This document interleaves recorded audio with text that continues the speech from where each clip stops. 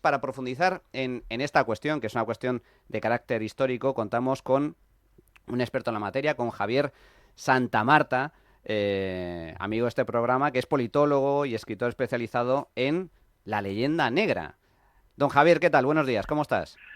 Muy buenos días, hermano. Es más, estamos ahora mismo ya recibiendo a la gente que empieza a llegar a San Lorenzo del Escorial para la sexta edición de la Jornada de la Leyenda Negra, que por lo que veo cada vez es más importante. A mí, desde el mundo académico, siempre me dicen lo de, no, es que esto es un tema superado.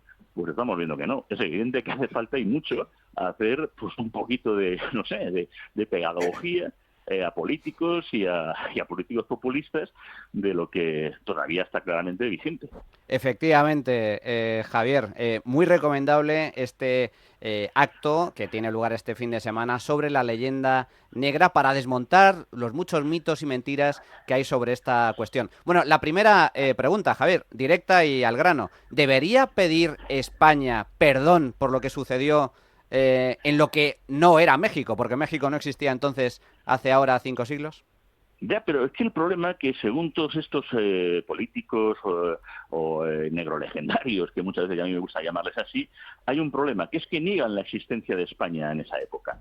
Entonces, yo en uno de mis libros pequeños del Imperio Español, perdón por citarlo, y por la autocita, hice un poco lo que fue el concepto de la España de Schrödinger. Esto es, ¿existe o no existe según y para qué? Si hablas de la escuela de Salamanca, de las Reyes de Burgos, no, pero es que España no existía. Pero si hay que pedir perdón por el genocidio, si hay que pedir perdón por cualquier cosa, España de pronto existe desde Viriato. Entonces, a ver en qué quedamos. O sea, resulta que México, que no existe, pues España, que según ellos tampoco existe, pues hay que pedirle perdón. Podría decirse que, bueno, que el que tiene que pedir perdón no es España, es el rey. Vale, venga, lo admito. ¿Qué problema hay?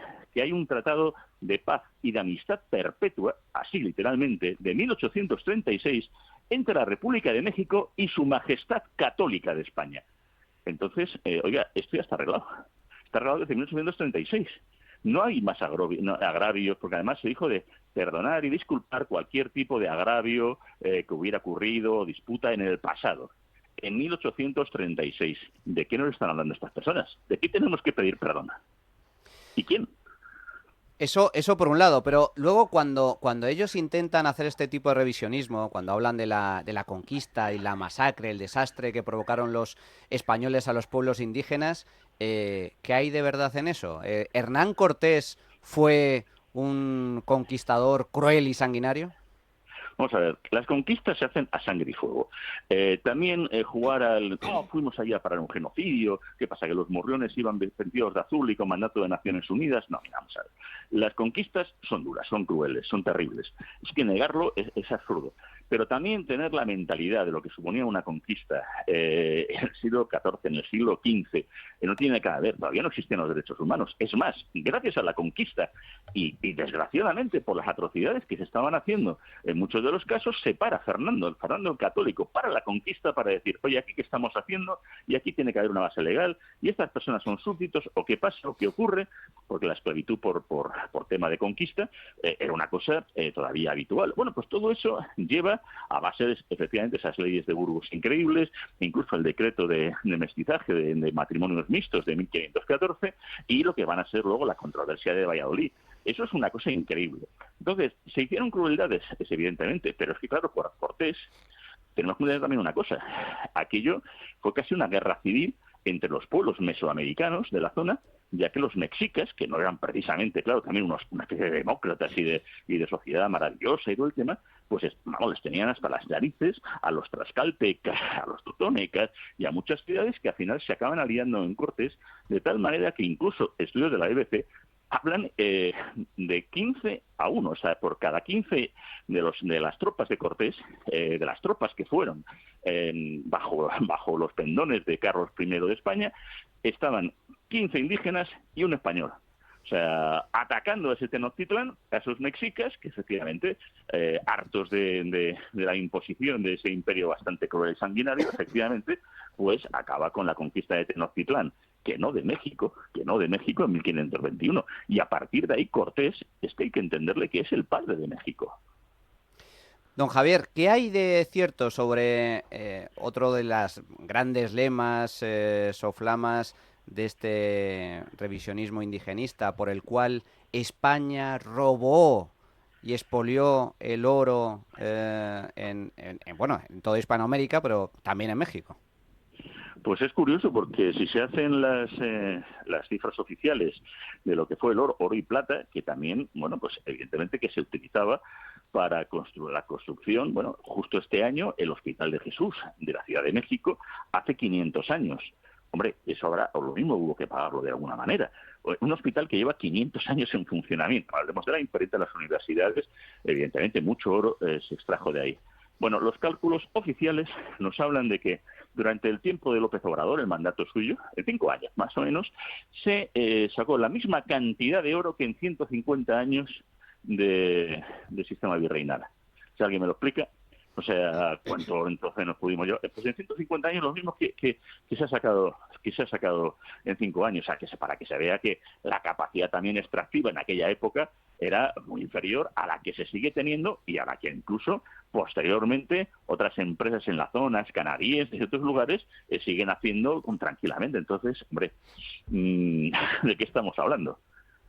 Y esto de la leyenda negra, ¿de dónde surge esta leyenda negra que tanto se ha impuesto en el ideario general y por parte de algunos medios de comunicación? Bueno, la actual surge por una cuestión de un populismo que le interesa buscar un enemigo.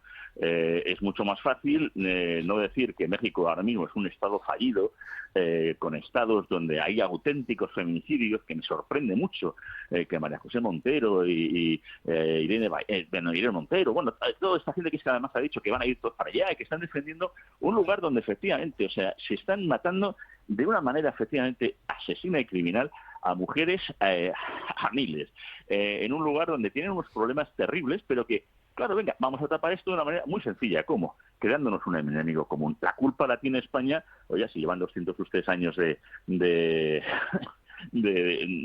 como independientes. Además, nos hablan de un genocidio. Vamos a ver, genocidio cultural y humano. México ahora mismo es el 8º país del mundo con mayor población indígena. El náhuatl y fue durante el periodo de Felipe II la lengua oficial de la Nueva España. Y es más, se abrieron cátedras en Quito, en Lima y en México en 1588 organizadas por Felipe II para el desarrollo de esas lenguas. ¿Cuándo se impuso el español a la fuerza? Curiosamente, después de la independencia. Entonces, todo eso no les gusta, porque claro, dato mata relato. O sea, la leyenda negra, pues en su momento contra España, es normal. Éramos el imperio al cual había que abatir y entonces, bueno, pues van a salir pues todas aquellas imágenes de Todor de Brie, los escritos en contra de los españoles, cruelísimos, salvajes, bueno, era lógico, nadie hace leyenda negra contra Liechtenstein o San Marino, no, si fuera Tercaristo, ni siquiera sabemos dónde están, más o menos. Pero claro, España pues era importante. Ahora somos importantes. No es una cuestión de importancia ahora mismo, simplemente es una cuestión de que estos populistas, dictadores, como Chávez, Maduro y todo el tema en su momento dado, buscan ese enemigo y empezar a hablar de que no son súbditos, de que no tiene que venir un rey, como bien se ha estado explicando. Oiga, no, es que mire, usted no tendrá un rey, pero es que el jefe del Estado, independiente de ser presidente de la República o monarquía de España, y que representa a España, es el rey, con lo cual el rey tiene que ir. ¿Que a usted no les gusta? Pues problema suyo. Javier Santamarta, politólogo, escritor especializado en leyenda negra, que está además participando este fin de semana en este evento, la 6ª edición de la jornada Leyenda Negra que se celebra en San Lorenzo del Escorial, donde se exploran mitos y realidades de la historia de España. Y también que lo intentamos pasar bien, don Manuel, porque mañana incluso vamos a hacer un concierto de época y vamos a recrear un salón 18esco con recreadores que han venido de muchos lugares. Lo digo porque si mañana todavía hay algunas entradas para el concierto y para pasar una mañana bonita y divertida con ponentes como Ricardo García Cárcel, es gente estudiosa, es una maravilla. Oye, se puede mañana uno tomar una horchata mientras que ven, pues efectivamente, un salón de época y divertirse también con la historia, porque la historia también puede ser divertida. Y tanto. Don Javier, muchísimas gracias. Fuerte abrazo. Un placer, hermano Manuel. Muchas gracias.